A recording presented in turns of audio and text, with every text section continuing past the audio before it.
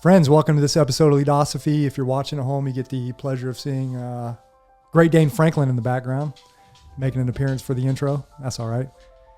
Today we're going to talk about likability. You're here with an open mind because that's the rule, not the exception. Is it important to be likable as a leader? Intuitively, what's your answer? And how much does it play a role in your ability to lead others? Your effectiveness, however you want to define effectiveness, which I always say is it varies based on context, leadership situations. But that's what we're going to talk about today. I hope you enjoy this show. Here we go. Are you ready to permanently fuse leadership and philosophy? Then a word of caution. You are about to enter the fully abstract yet wholly concrete realm of Leadosophy. Our ideas are not always so clear and distinct. To validate this proposition, we welcome the host of Leadosophy, Tim Wood. All right, welcome back, friends. We're going to talk about likability today. Likability. Is it important for you to be likable as a leader? How does it apply to leadership effectiveness? What was my inspiration for this episode? I'm usually inspired. Every episode I do, I had a spark or something inspired me to do an episode. So likability, there were two areas that my idea to do this episode came from. One was a Harvard Business Review article that I read on likability and leadership effectiveness. And another was a Facebook post. Someone posted in one of the leadership groups that I'm a part of on Facebook that it doesn't matter if you're liked as a leader. It doesn't matter to be liked. Shouldn't be your focus. And that's an assumption. Leadosophy loves assumptions. If you have a leader in the workplace who is not concerned with being liked, how might that person lead? Is Leadosophy's first question. Are they effective? What do their followers think about that person? Do they enjoy coming to work and working for that person if that person does not care about being liked? What are those daily social interactions like with that person who is not concerned with likability, the leader who's not concerned with likability? So we're going to start out with the definition, likability. We're going to define likability. I took it from Merriam-Webster. Of a human who is pleasant, friendly, and easy to like. I made a lot of notes today, so I'm going to read a lot of my notes today and off some of the paraphrase from the couple of the articles I read. We're not looking for truth per se, I don't think, on this episode. I think we're trying to deepen our understanding of the likability factor. And again, just to cause you to think about what's your ideas about likability. Is it something you aspire to as a leader? Think about if someone came to you and asked you, this is someone who is going into their first leadership role, and you have been in a leadership role and they're looking for some mentorship, and they say, hey, I'm taking over this leadership role. Is it important that I be liked as a leader? Think about that for a second. Let that ruminate. How do you respond to that person? What's your intuitive answer? My intuitive answer from experience would be, yes, I believe you. I believe it plays a factor. I believe it helps if you're liked opposed to if you're disliked by your followers. And I think initially that's the only initial gut reaction I could give. I'd have to put some more thought into that question. So here's some more questions to start this episode with. Number one, given a choice between technically competent or likable, what leader do you choose? Think about a hiring thought experiment. You're on a hiring panel. You're in the part of the HR panel, and you're getting ready to hire a new manager for position X or Y. This leader seems, you have a choice between person X and person Y. Person X seems to be very technically competent in the position you're hiring for, but the personality is very rough. You're kind of put off by this person. Maybe they're arrogant, whatever it might be. On the flip side, the other person who is interviewing for the position seems to have a great personality. You really hit it off, very positive, very humble, whatever it might be, but they don't have the technical background. They have some technical competence for the position you're hiring for, but not nearly the technical competence that the first person does. Which person do you pick? Do you go with more technical competence, less likability, or more likability, less technical competence? I think that's a conundrum. And it requires some strategic foresight on planning for the future, long term. How might this person inspire, influence? How might this person detract from the positive social environment if they are not very likable? So that's my first question for you, for the audience, to think about. Question number 2 is, if I say I like someone who leads me, what do I mean specifically? What do I like specifically about that person? Can I describe it? And on the flip side, if I dislike somebody, if I dislike a person I've worked for, why do I dislike that person? Is it personality driven? Is it all personality traits? How much does that play a role in the dislike versus like? Are leaders more successful if they're likable? That's kind of one of the first questions we started off with in the intro. And question number 5 is, should leaders focus at least partly on being liked? And if so, how do you do this in practice? And I jotted some notes down for how to do this in practice, or what this might look like. And I think style and manner of interacting with others plays a big part in this. It must play a big part in this. And I keep coming back to the team player analogy. Am I a good team player? Right? Do my teammates like being on my team with me? I think about language. What sort of language am I using in the conversations I have? Am I using dehumanizing language? Am I creating a superiority-inferiority balance when I talk to others? Am I constantly putting myself on a pedestal above others, or do I see others as my equals, even if they're my followers? I think about the open versus closed mind argument. Am I constantly closed-minded? Right? Will that cause people not to like me? If I tend to be more open-minded, will people gravitate towards me because I'm curious about their ideas, their thoughts, their input into what decision I'm going to make? I think about giving more than taking from a leadership role. And again, for me, it goes to KTR, knowledge, tools, and resources. Am I giving those around me, the knowledge, tools, and resources? Is that always one of my key focuses? And along with that, am I removing barriers and obstacles? So again, these are things I think you can do in practice to help with the likability factor, right? Know your job, or at least show others that you're serious about learning about the job if you do lack some technical competence, if you have a gap to close on the technical competence side, and you have to rely on your followers to expand your circle of competence. And then the 5th point I want to talk about increasing the likability factor in practice. How do we do this? I think it comes down to those emotional intelligence skills, empathy. I think empathy is a big one. As a leader, if you're not trying to put yourself in the position of those whose decisions you're making affect, I think you're doing a real disservice to those that you're making decisions for.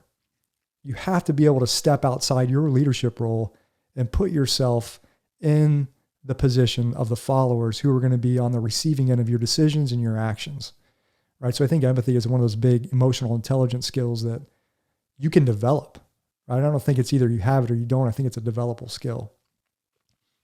So I think that's kind of maybe some ways you can start practicing on likability, right? I do think it's something you can develop. I want to go to, I talked about the inspiration for this podcast. I read an HBR, Harvard Business Review article that talked about leadership effectiveness and likability. And the title of the article was Why Likable Leaders Seem More Effective. It was written by Charn McAllister, Sherry Moss, and Mark Martinko. And they have done some significant amount of studies in the workplace. So this is that whole theory versus practice, right? What's the theory say? Does it marry up with the practice, with the practical side? How often does it? Again, theory is not always going to marry up with the practice. I think in the leadership side, when you're dealing with humans and social interactions, things may not always come off in practice like they should theoretically. But they were talking about a leader affect questionnaire, LIQ. And they interviewed over 3,000 employees about likability. And the five statements that they were given to rate their supervisor or their leader were, I feel positively about my supervisor. I like my supervisor. I like to work with my supervisor. I value the relationship I have with my supervisor. And I have been happy with my supervisor. So those questions or those statements, they really don't have a lot to do with like technical competence. I think it may play a role in how they answered some of these statements, but this is all about likability. And the results, I guess the summary of the studies that they did, likable supervisors will more often be seen as more ethical, moral, more authentic, and more transformational as far as how they lead.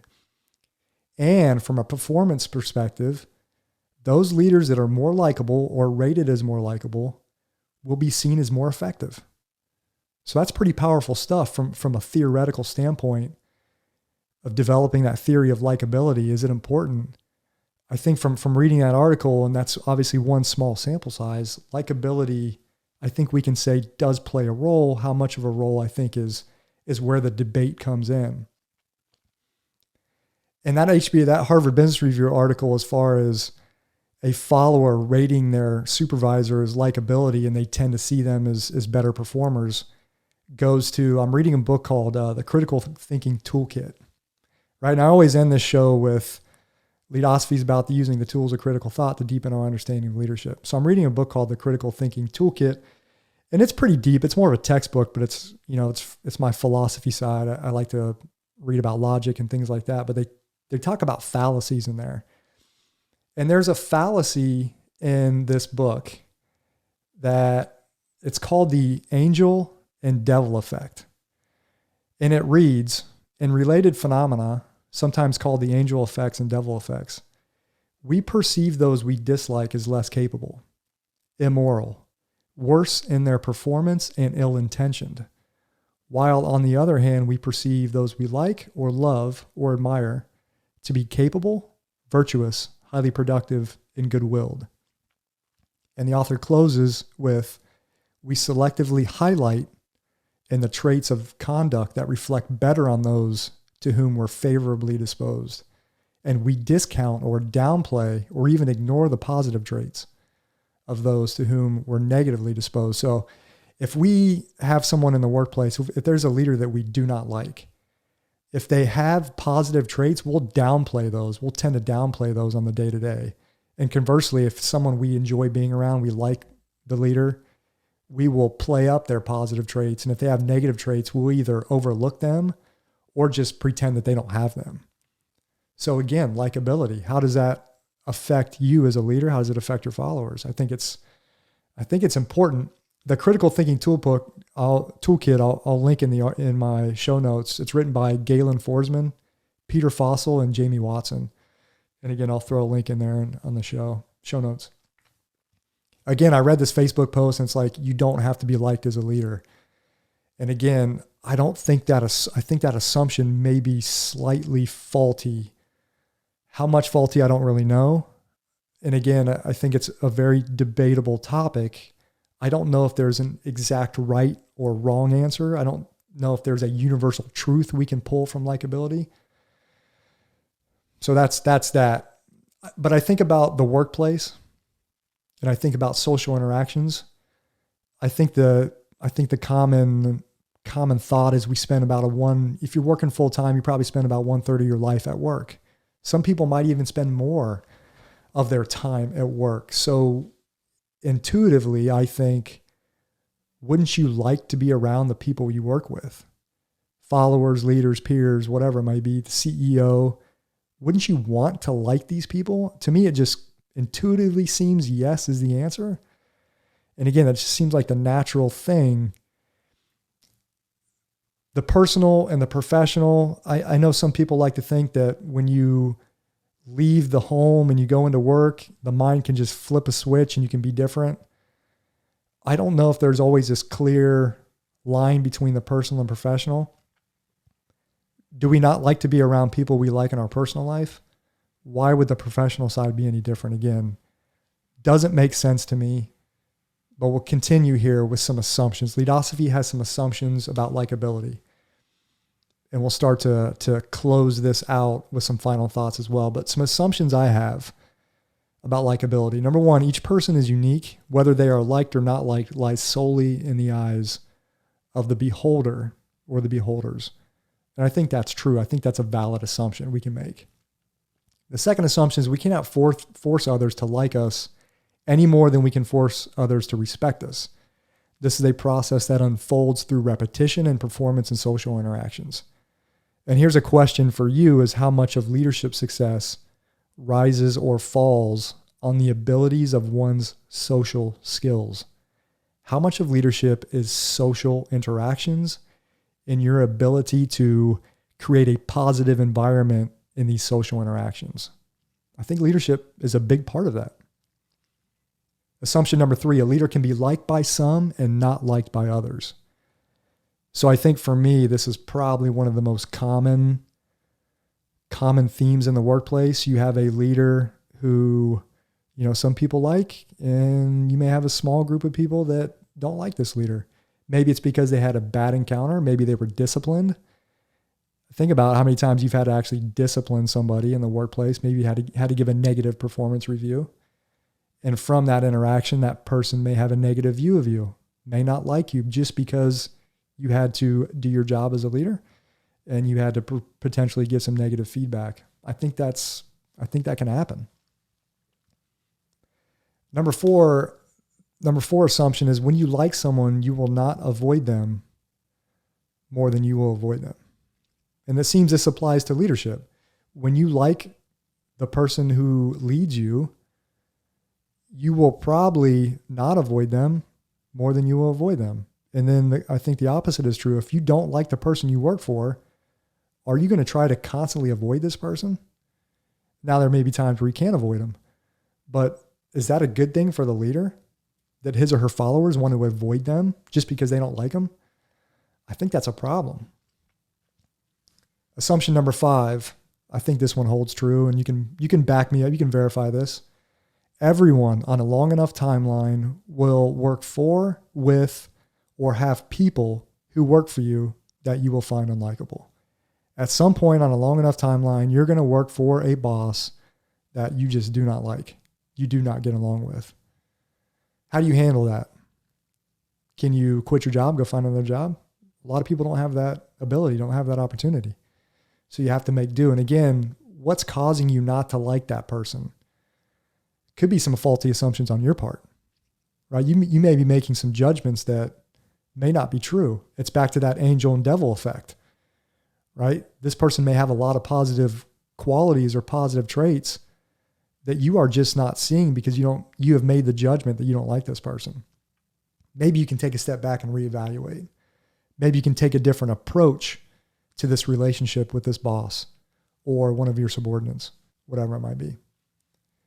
All right, and assumption number 6, just because a leader is likable in the workplace, it does not follow that he or she can inspire or influence, can make sound decisions, is technically competent, or will ultimately be judged or deemed a good leader.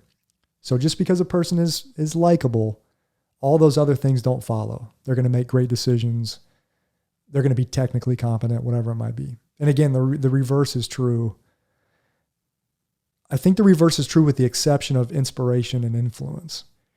If you have a leader who is not likable in the workplace, and I'm talking kind of on a whole, this person is just not garnering the positive influence or not garnering the positive likability from his or her followers, I think it may be really difficult for that leader to influence and inspire, influence towards common goals and inspire people to achieve.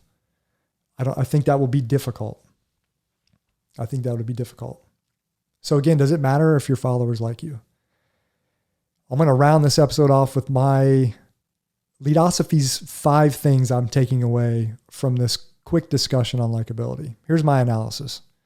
Number 1, in the long term, a leader's effectiveness may be more affected by being disliked. What do I mean? What do I mean by that?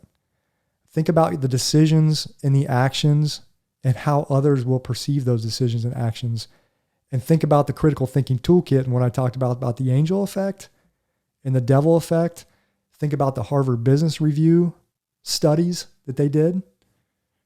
If you are likable, the decisions you make will tend to be looked upon more favorably, even if they're not very popular decisions.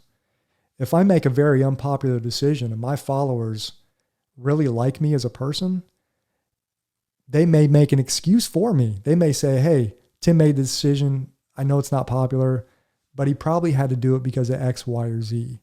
Now flip that around. Everyone hates following me and I have to make an unpopular decision. What might the conversations be like amongst the group? This person, Tim, just made this decision because he hates us, whatever it might be. And that's an extreme example. I'm being a little facetious, but you kind of get the point. And also think about long-term effectiveness as a leader and likability. Think about employee retention. Think about the culture of your workplace or the morale. Think about inspiration and influence. If you are likable, you have more ability to influence, inspire, to increase the morale, to increase the potential that you retain good employees. That's the long trend line. And again, you're going to make unpopular decisions from time to time, but on the long trend line, Leadosophy thinks you have to foster positive morale.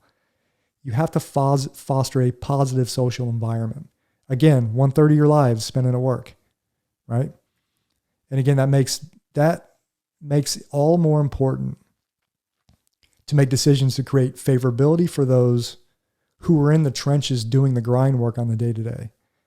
You can't always make the popular decisions, but it has to be some sort of focus for those who are affected by your decisions. They have to have some sort of favorability for the decisions you're making on their behalf. Number 2, what energy do you create? That's kind of what I'm taking away from this discussion on likability. The positive energy, the negative energy, they're both infectious, right? The ripple effects throughout the work environment. Think about word of mouth amongst followers as they're talking about the leader X or leader Y. Think about the water cooler conversations. Oh, I can't stand this person. I hate coming to work because X, Y, and Z, right? So again, those are things I'm thinking about in my analysis of likability. Number 3, every interaction counts. Think social credibility, right? We talked about those social skills, creating a positive social environment. Think about banking positive encounters. Every interaction you have in the workplace, peers, superiors, those who work for you, trying to create positive interactions at every encounter. And it's not always possible, right?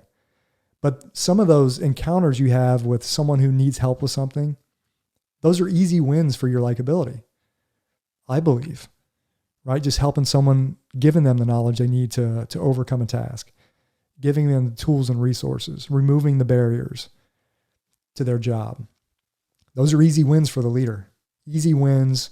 And I think with those easy wins, when you're banking those positive encounters, your social credibility goes up, the likability factor goes up. And again, this is a process. It's not something that happens overnight. I said earlier that your likability factor doesn't just come instantly. It's a process that unfolds over time. Point number 4, all things being equal, Leadosophy believes that you would want to be part of the solution to an enjoyable and positive social environment.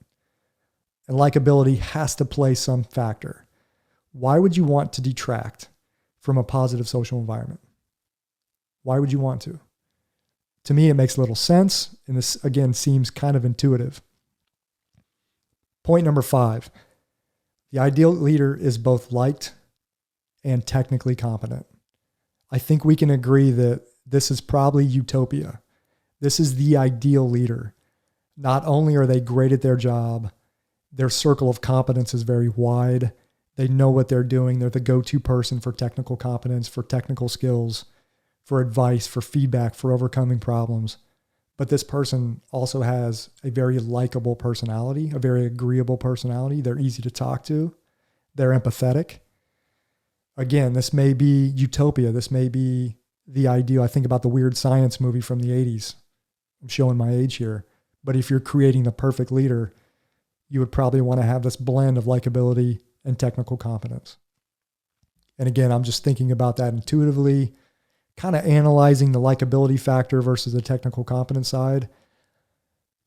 I don't know which one is more important. I don't think that's an easy question to answer. I think it depends on context. It depends on the job you're in. It depends on the industry you're in. There's a whole bunch of factors that go into that. And point number 6, where I'm going to close this episode with, I think this might be most important from a practical standpoint. Your likability factor as a leader cannot be an obsession. I believe if you are overly focused on being likable, you will not succeed in the long run. Because again, I think if you're overly focused or obsessed even with being liked, it will affect the decisions you have to make, the hard leadership decisions, especially as a leader. And that's how I'm going to close this episode of Leadosophy, discussing likability. Curious to hear your thoughts. Leave me some comments if you want, YouTube or on the podcast, iTunes, wherever you can get this podcast. I think pretty much anywhere, Spotify, wherever. Remember, Leadosophy is about using the tools of philosophical thought to deepen our understanding of leadership and of life. And I think we deepened our understanding maybe a little bit. We went a little deep on likability. And again, we're curious to hear your thoughts. Thanks for watching. If you're just listening, I appreciate you listening. We'll catch you next time. Thanks for watching and listening to another episode of Leadosophy. If you liked what you heard today, hit that subscribe button and check out Leadosophy.com and learn more about Tim's ideas on philosophy and leadership. We'll see you next time.